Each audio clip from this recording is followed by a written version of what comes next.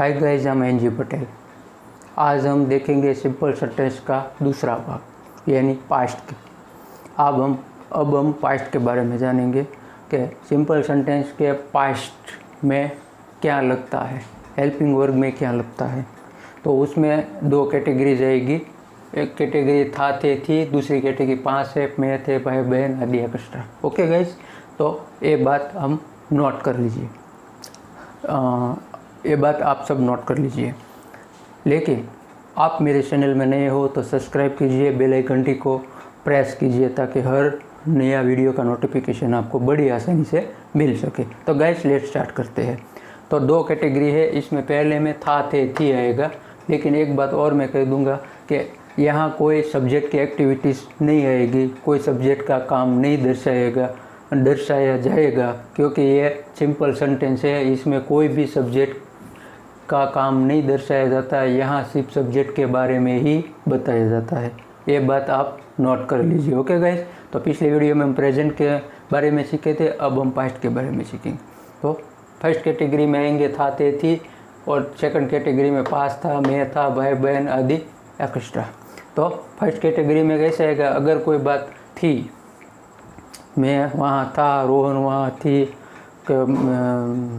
मोनिका वहाँ थी, कोई भी सब्जेक्ट पास्ट में किसी के बारे में बात अगर हमें कहीं नहीं हो तो हम वहाँ फर्स्ट कैटेगरी का यूज़ करेंगे। तो उसमें थर्ड पर्सन सिंगुलर और फर्स्ट पर्सन के साथ वॉज लगेगा, बाकी सभी के साथ वर लगेगा। नेगेटिव में वॉज नॉट लगेगा या वर नॉट लगेगा। ओके गाइस, ये बात आप नोट कर लीजिए। और दूसरी कैटेगरी में पास था, मैं था, भाई बहन आदि एक्स्ट्रा, तो उसमें हैड लगेगा और नेगेटिव में डिड नॉट हैव लगेगा। ओके गाइस, ये बात आप नोट कर लीजिए। तो हम विथ एग्जाम्पल के साथ सीखेंगे। तो हम पहली कैटेगरी के एग्जाम्पल लेंगे, इसलिए आपको अच्छी तरह से मालूम हो कि इसमें कैसे सेंटेंस बनते हैं। ओके गाइस, तो रोहन वहाँ था, रोहन के बारे में पास्ट में बताया गया है, रोहन वहाँ था। तो रोहन वॉज देयर, वॉज यानी थर्ड पर्सन सिंगुलर है, इसलिए वॉज लगेगा। फर्स्ट पर्सन के साथ भी वॉज लगता है, ये बात आप नोट कर लीजिए। रोहन वहाँ था, रोहन वॉज देयर। ओके, मैंने उसे वहाँ देखा था, I was seen him. Seen के क्यों लगा, क्योंकि हमेशा पास्ट में सेकंड वर्ब की सेकंड फॉर्म लगती है, सी के सेकंड फॉर्म सीन होती है। आई वॉज सीन हिम, मैंने उसे देखा था। वॉज आई के साथ भी वॉज लगेगा, थर्ड पर्सन रोहन है, इसके साथ भी वॉज लगेगा। ये बात आप नोट कर लीजिए। ओके, वो लोग बहुत अच्छे से खेलते थे, ये बात हुई प्यूलर की। प्यूलर यानी सभी सब्जेक्ट के, उसके अलावा मैंने कहा था कि सभी सब्जेक्ट के साथ वर लगेगा। तो they people were very good played, they people वो लोग, वर ते थे, they people were very good यानी अच्छी तरह, प्ले यानी खेलना, प्लेड या खेल चुकना, कोई काम कर चुकना पास्ट में, तो हम प्लेड सेकंड फॉर्म लगेगी। They people were very good play, वो लोग बहुत अच्छे से खेलते थे। ओके गाइस, मुझे लगा कि वो अच्छा आदमी नहीं था, ये नेगेटिव सेंटेंस है कि मुझे लगा कि वो अच्छा आदमी नहीं था।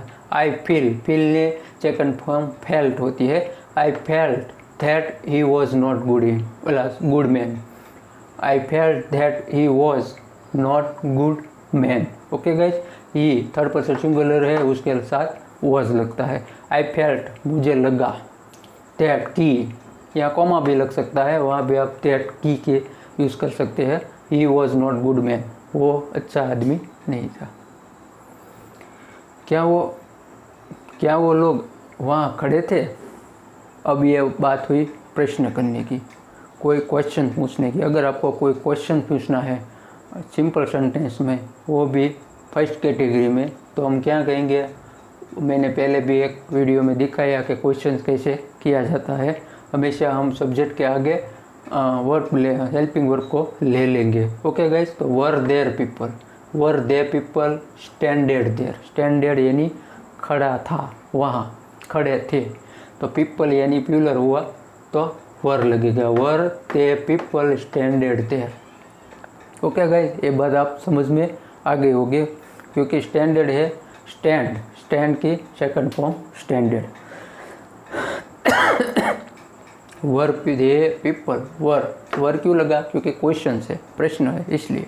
ओके गाइस, तो ये इतना एग्जाम्पल है फर्स्ट कैटेगरी के लिए। अब हम जाते हैं सेकंड कैटेगरी में। यहाँ होता है 5 था, मैं था, कुछ मैं यानी 5 था, दोनों का सेंस यही एक ही निकल के आते हैं। और भाई बहन थे, आदि एक्स्ट्रा यानी कि मेरे 5 भाई बहन थे, मेरे 5 थे, ऐसा ही हुआ ना, सेंस ऐसा ही निकल के आते हैं। तो हम वहाँ ऐसे मेरे 5 कुछ भी था, तो हम वो सेकंड कैटेगरी में लेंगे। लेकिन सेकंड कैटेगरी में एक डिफरेंस है, हम वहाँ हैड लगाएंगे पॉजिटिव सेंटेंस में। ओके, और नेगेटिव में हम डिड नॉट हैव लगाएंगे। डिड नॉट, मेरे पास नहीं था, तो डिड नॉट यहाँ हैव लगेगा, sorry did not have. Okay, तो वहाँ हम डिड नॉट हैव लगाएंगे, डिड नॉट हैव। ये बात आप नोट कर लीजिए। तो लेट्स एग्जांपल लेते हैं। रोहन के पास एक अच्छी कार थी, रोहन के पास थी, कोई भी पास्ट में, तो क्या लगेगा? Rohan had a nice car. Rohan had यानी थी, उसके पास के लिए हम हैड लगाएंगे a nice car. Rohan had a nice car. Nitul के पास बोलने की कला अच्छी थी, नितुल के पास बोलने की कला अच्छी थी, तो Nitul had nice sense of humour. Sense of humour यानी बोलने की कला, तो Nitul had nice sense of humour, उसके साथ सेंस ऑफ ह्यूमर अच्छा था, उसके पास था, इसलिए हमको हैड लगाया। ओके, यह दोनों हुआ पॉजिटिव सेंटेंस। अब होगा negative sentence.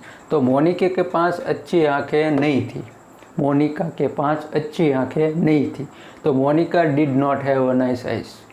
Monika did not have nice eyes, eyes यानी आंखें, अच्छी आंखें डिड नॉट हैव, उसके पास नहीं थी। ये बात आप नोट कर लीजिए। अब हम आएंगे क्वेश्चंस में। अब क्वेश्चंस कैसे किया जाता है, आप ये सब अच्छी तरह से देखें, और उसके जो मैंने एक 2 सेंटेंस एग्जाम्पल लिया है, तो आप उसके और भी एग्जाम्पल बनाइए किसी भी बारे में, तो आपको अच्छी तरह से पता चलेगा। ओके, तो मैंने क्या कहा, सॉरी, उस कुएं में पानी नहीं था। एक और नेगेटिव सेंटेंस, उस कुएं में पानी नहीं था, कोई भी पास्ट की बात हुई, उस कुएं में, तो that wall did not have water. That wall, उस कुएं में, दैट यानी उस कुएं में, वॉल यानी कुआं, डिड नॉट हैव वाटर, उसके कुएं में, कुएं के पास पानी नहीं था। ओके, अब हम लेंगे क्या? क्वेश्चंस। यहाँ प्रश्न कैसे किया जाता है, तो क्या तुम्हारे पास कोई अच्छी चीज़ नहीं थी? अगर आपको ऐसा कहना हो, क्या तुम्हारे पास कोई अच्छी चीज़ नहीं थी, तो did you not have any good things.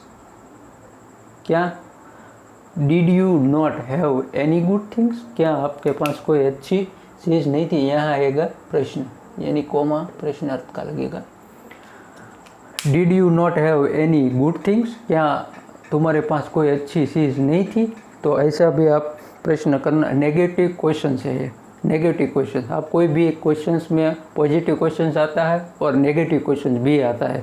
तो डिड यू नॉट हमेशा डिड हैव या डू, सब्जेक्ट नॉट या सब्जेक्ट हमेशा डिड हैव के बीच में आएगा। ये बात आप मैंने पिछले वीडियो में भी समझाई है। अगर आपको वो वीडियो देखना है तो आप मेरे पिछले वीडियो को देख लेंगे, सॉरी ओके, पिछले वीडियो आप मेरे कौन सा था, हाँ, सिंपल सेंटेंस का फर्स्ट वीडियो में मैंने ऐसा आपको सिखाया है कि डिड के नो, डिड हैव या डज हैव या डू हैव, इसमें प्रेजेंट का है, इसलिए डज हैव या डू हैव आएगा। तो उसके बारे में, उसके बीच में हमेशा सब्जेक्ट आता है, या नॉट भी उसके बीच में आता है। तो ये बात आप समझ लीजिए, और मेरा वो वीडियो देख लेना ताकि आपको अच्छी तरह से पता चल जाए। Did you not have any good thing, did you not, हमेशा यू नॉट, यू यानी कोई भी सब्जेक्ट है, या नेगेटिव नॉट हमेशा डिड हैव के बीच में आएगा, का डू हैव के बीच में आएगा। ये बात आप नोट कर लीजिए। ओके गाइस, अब दूसरा क्वेश्चन, क्या संगीता में अच्छा टैलेंट था? में यानी उसके पास, ये सेंस ये निकल के आता है। तो ये बात आप अच्छी तरह से नोट कर लीजिए कि में कोई भी अलमारी में कपड़े हैं तो उसके पास है, तो हम वहाँ पाँच था का सेकंड कैटेगरी ही लगेगा, प्रेजेंट या पास्ट कोई भी हो। तो ये बात आप नोट कर लीजिए। क्या संगीता में अच्छा टैलेंट था? Did Sangeeta have a good talent? Did Sangeeta have a good talent? तो हमेशा मैंने कहा था ना कि डिड हैव के बीच में सब्जेक्ट आता है, तो संगीता बीच में आएगा। Did Sangeeta have a good talent? उसके पास अच्छा टैलेंट था, तो ये बात हुई पास्ट की। तो गाइस अब आपको अच्छी तरह से समझ आ गई होगी ये दूसरी कैटेगरी। अब तीसरी कैटेगरी आएगी फ्यूचर की। उसके बाद उससे भी इम्पोर्टेंस एक और टॉपिक आएगा, हम वहाँ जाएंगे टेंस में, जो एक बड़ा ही बिल्डिंग है इंग्लिश का।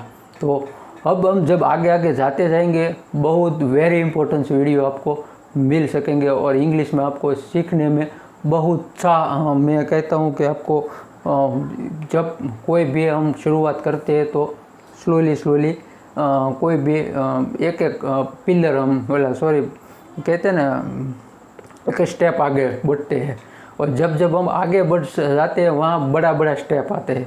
तो आप ये बात नोट कर लीजिए। अब हम इसके बाद में एक वीडियो बनाऊंगा जो होगा सिंपल सेंटेंस फ्यूचर का।